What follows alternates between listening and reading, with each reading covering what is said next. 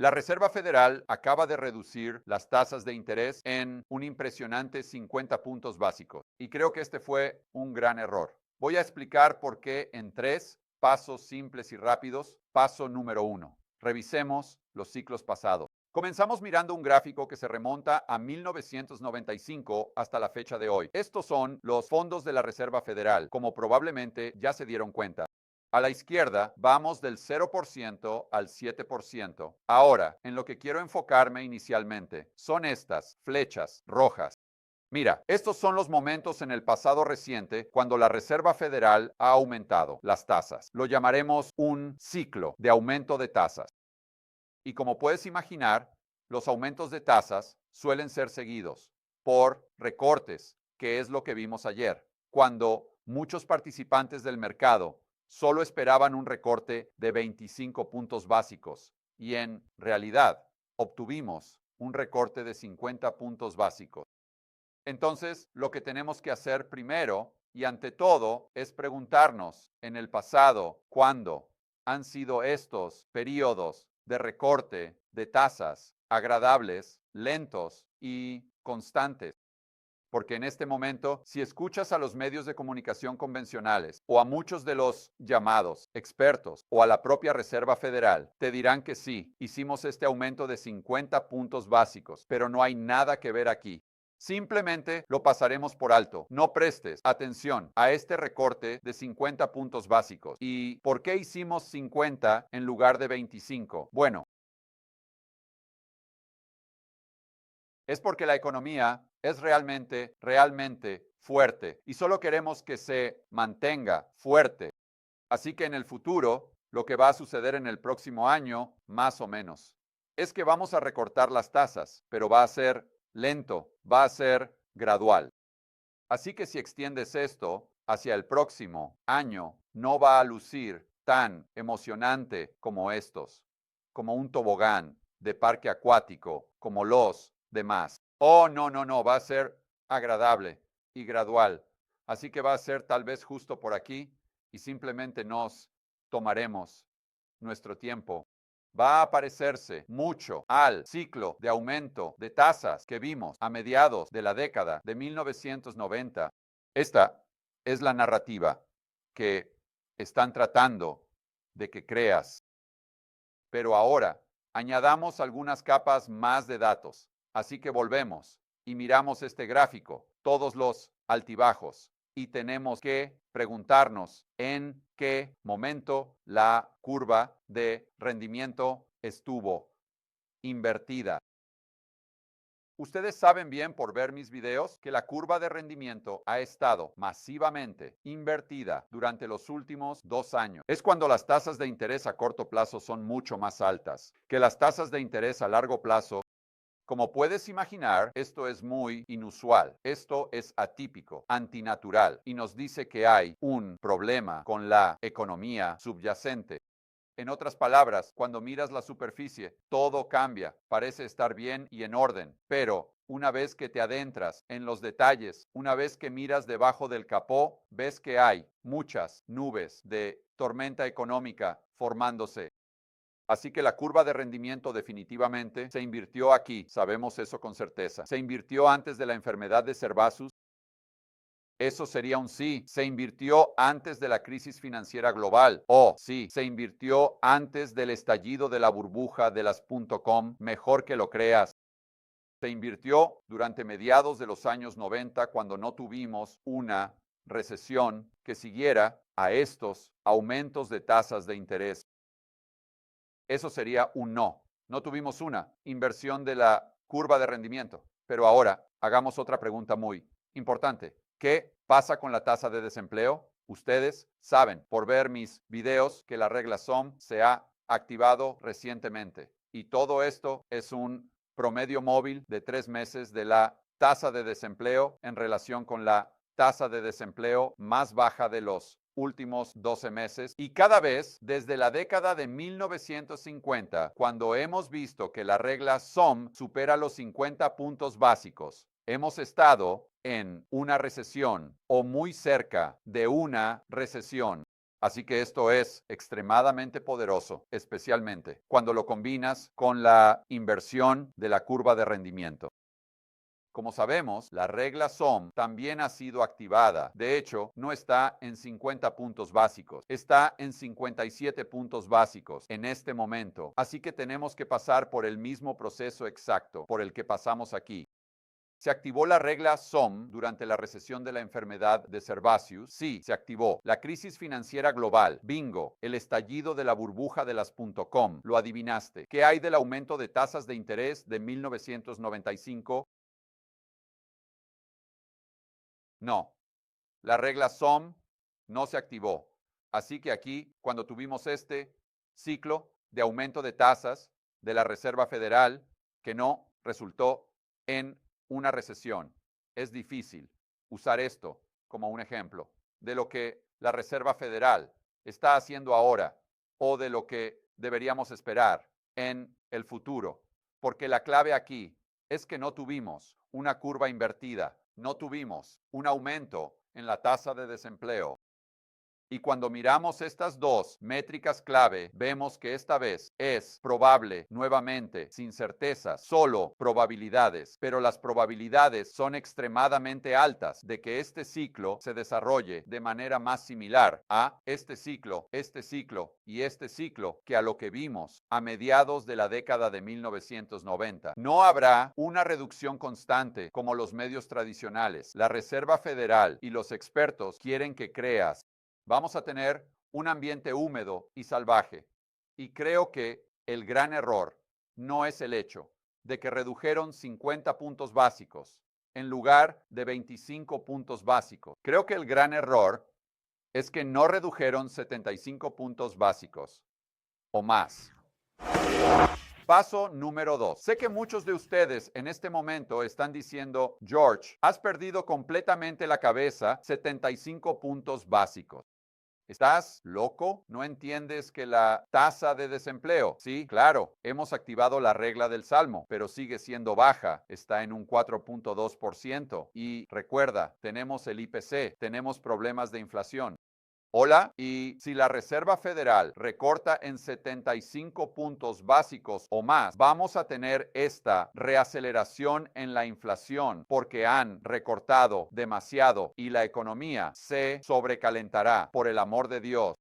Y lo entiendo, lo entiendo, lo entiendo. Ese es un argumento justo. Sé que muchas personas se apasionan sobre este tema, pero veamos los datos tal como lo hicimos en el paso número 1. Primero que nada, comencemos con el argumento de que sí, George, hemos visto un aumento en el desempleo, pero históricamente es muy, muy bajo, lo que indicaría que la economía está funcionando muy bien. No tenemos nada de qué preocuparnos, por el amor de Dios, especialmente no lo suficiente como para preocuparnos por un recorte de 75 puntos básicos.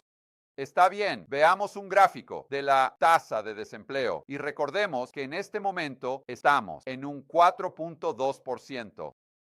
Así que intentemos averiguar dónde estábamos antes de la enfermedad de Servatius. Y eso sería 3.2%, 3.6%, pero volvamos a la crisis financiera global. Y ahí lo tienes, verás, al principio de la recesión, justo aquí, cuando la Reserva Federal estaba realmente bajando las tasas, estábamos en 4.7, no en 4.2. George, hola, está bien. Suficiente. Ahora volvamos a la crisis de las .com y verás que justo cuando comenzamos la recesión estábamos en 4.2% exactamente, donde estamos hoy, pero no nos detengamos ahí. Volvamos a 1969. Vemos que al inicio de esa recesión, la tasa de desempleo era del 3.5%. Regresamos a 1957, 4.2%. De hecho,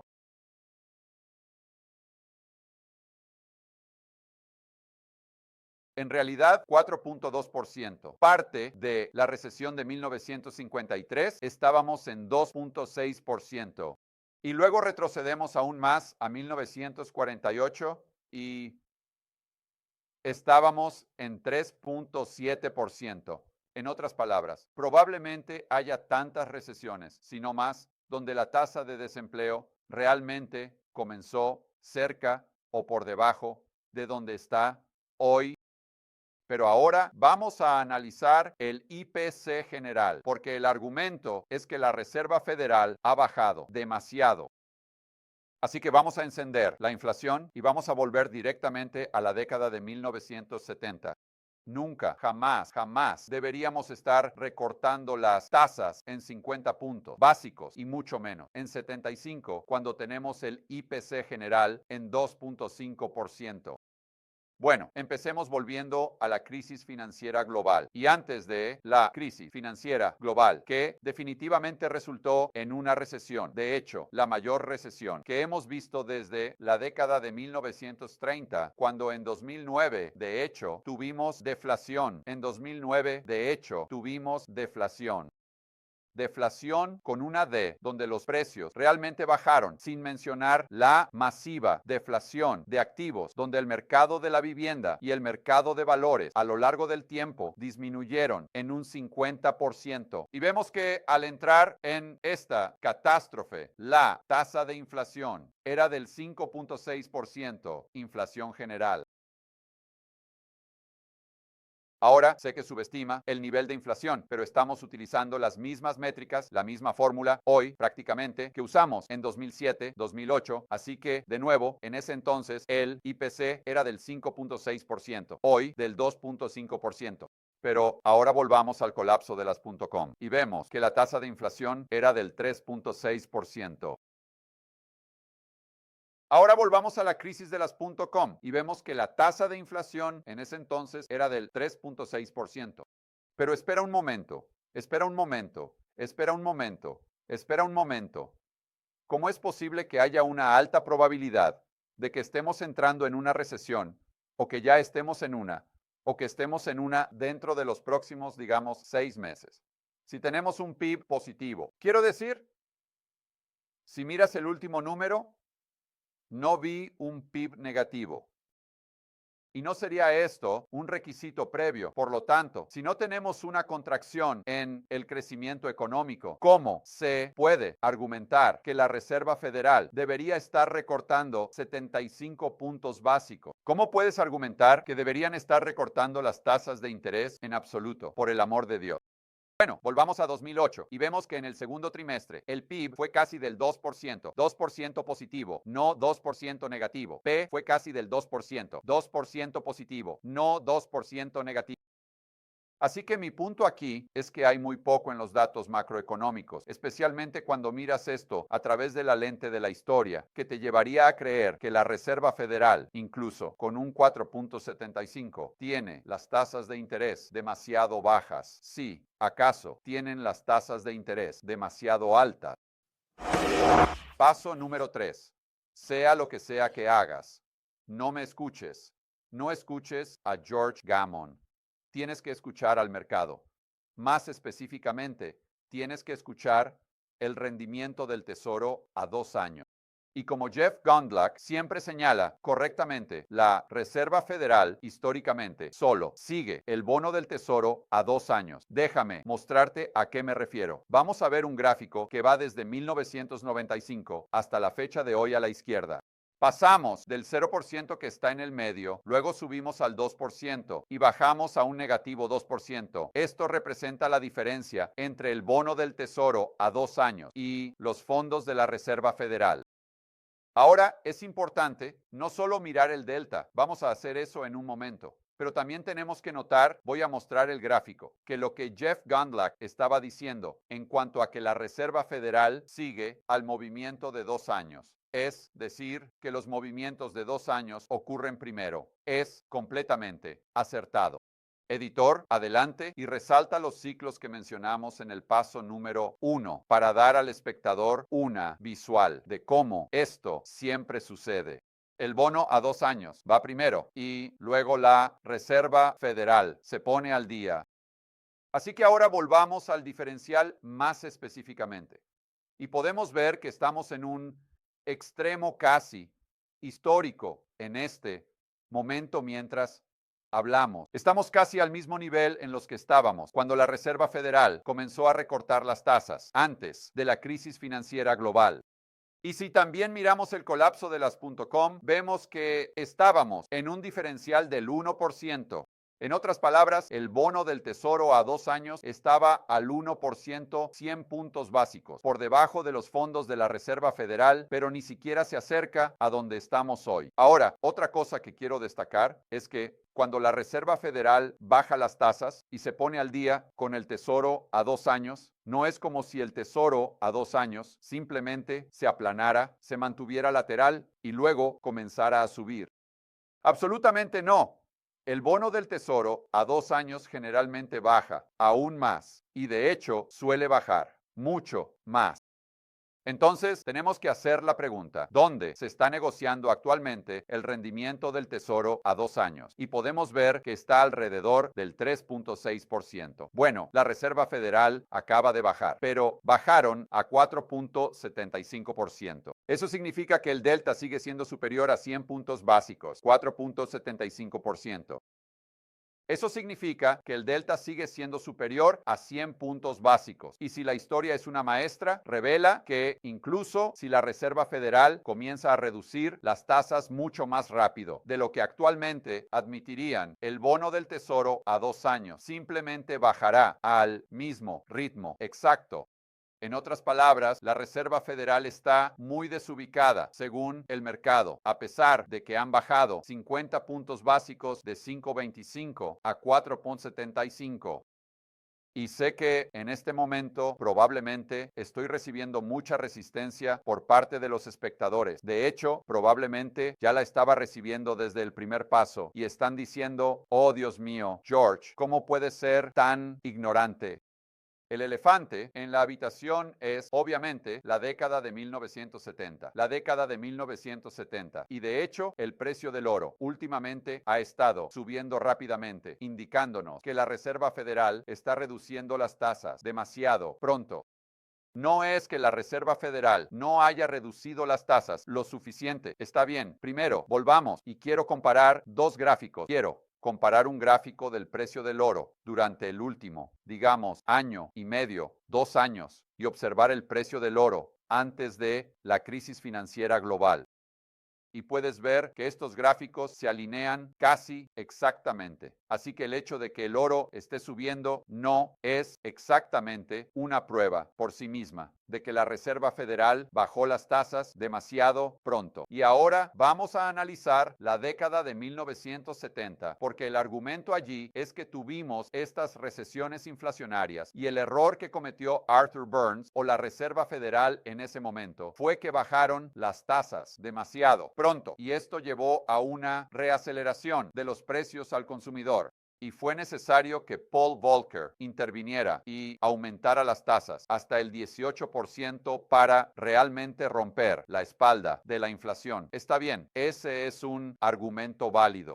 Pero me gustaría señalar que durante la década de 1970 tuvimos periodos de desinflación, lo que significa que los precios al consumidor estaban aumentando a un ritmo mucho más lento. Así que comparemos esto con la regla SOM. Vemos que en la década de 1970, cuando se activó la regla SOM, y estamos usando esto como un proxy para la tasa de desempleo o el debilitamiento del mercado laboral, podemos ver que esto fue seguido cada vez por una disminución de la tasa de inflación. No está subiendo, lo que significa que no tuvimos una reaceleración de la inflación, a menos que la tasa de desempleo estuviera bajando o al menos se mantuviera estable.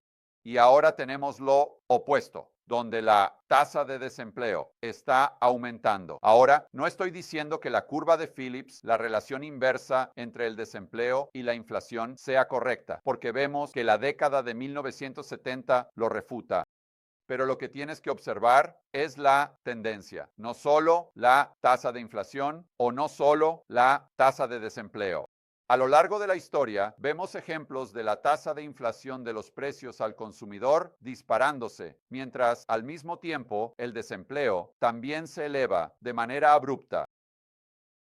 No puedo encontrar ninguno, al menos no en la década de 1970. Pero George, ¿qué pasa con la impresión de dinero? Estás olvidando el hecho de que la oferta monetaria M2 aumentó un 25% entre 2020 y 2021. Dios mío, el balance de la Reserva Federal está en 7 billones, por el amor de Dios. Y todo ese dinero todavía está circulando por el sistema. Está bien, de acuerdo, pero volvamos a la década de 1970 y veremos que es cierto, cada vez que vimos un aumento masivo en la oferta monetaria M2, fue seguido por un aumento en los precios al consumidor, pero fue solo seguida por una ola de precios al consumidor, no fue seguida por múltiples olas de precios al consumidor. Así que mi punto aquí es que una vez que esa oferta monetaria se abra camino a través del sistema, los precios se ajustan, pero no siguen subiendo y subiendo y subiendo, a menos que estés añadiendo más y más y más oferta monetaria, que es lo que vimos en la década de 1970 y hemos visto exactamente lo opuesto en los últimos 2 años. Una vez que obtuvimos ese pico, ni siquiera se aplanó la oferta monetaria M2 y M1 disminuyeron. Por lo tanto, argumentaría que es extremadamente difícil a menos que la velocidad realmente aumente, y eso será poco probable si nos dirigimos hacia una recesión. Pero es extremadamente improbable ver una reaceleración en los precios al consumidor, independientemente de lo que haga la Reserva Federal, asumiendo que la cantidad de unidades monetarias persiguiendo bienes y servicios no vuelva a dispararse. Para ser claros, no hay certeza, solo hay probabilidades.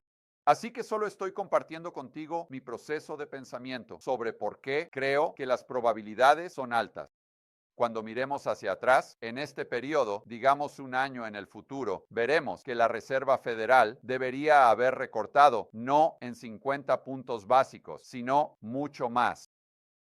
Para más contenido que te ayudará a construir riqueza y prosperar en un mundo de bancos centrales descontrolados y grandes gobiernos, consulta esta lista de reproducción aquí y nos vemos en el próximo video.